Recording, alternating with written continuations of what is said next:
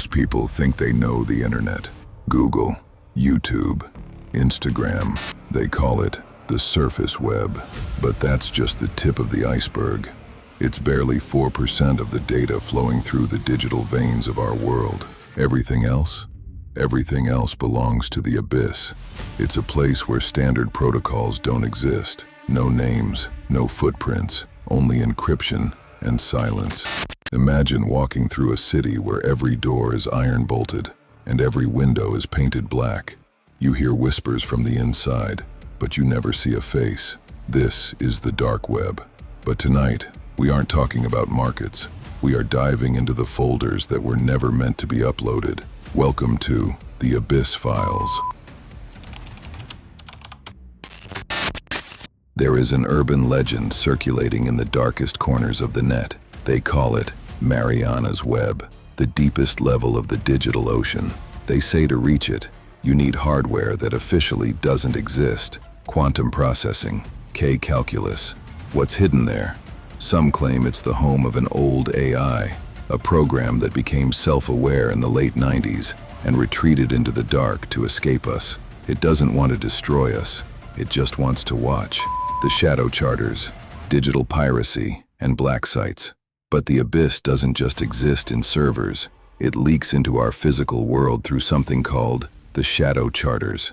Deep within the dark web, there are logistics networks that operate in the gray zones of international waters. Imagine a massive cargo ship, its name painted over, its transponder turned off. It belongs to no nation. It answers to no law. These ships are floating servers. They hold physical copies of the dark web's most sensitive data, backups that can never be deleted because they are constantly moving across the Pacific or the Indian Ocean. While you sleep, a ghost ship is carrying terabytes of human history's darkest secrets, powered by a crew that was paid in untraceable crypto 10 years ago. They are the silent sailors of the net. If you find the right coordinates on a hidden onion site, you can watch their live feed. Just a grainy black and white view of a dark ocean and a door that never opens. Why? Because some data is too heavy, even for the fiber optic cables. It needs to be carried by the sea.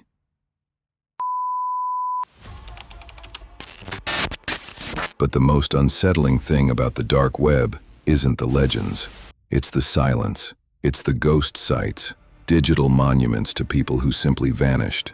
You find forums where the last post was in 2004. A user writes, "There's someone at my door," and then nothing.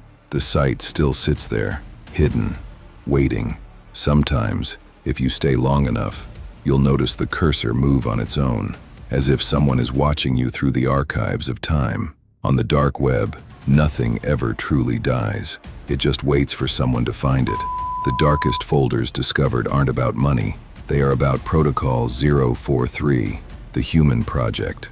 Databases filled with the results of experiments that would lead to life imprisonment in any civilized nation. Genetic engineering, frequencies tested on the human brain to induce instantaneous cardiac arrest. These files aren't for sale. They are traded between those who have absolute power and zero conscience. Down there, a human being isn't a person. You are just a data point. File number 043, and the data suggests they are closer to a breakthrough than we think. The Cicada's inheritance, unsolvable riddles.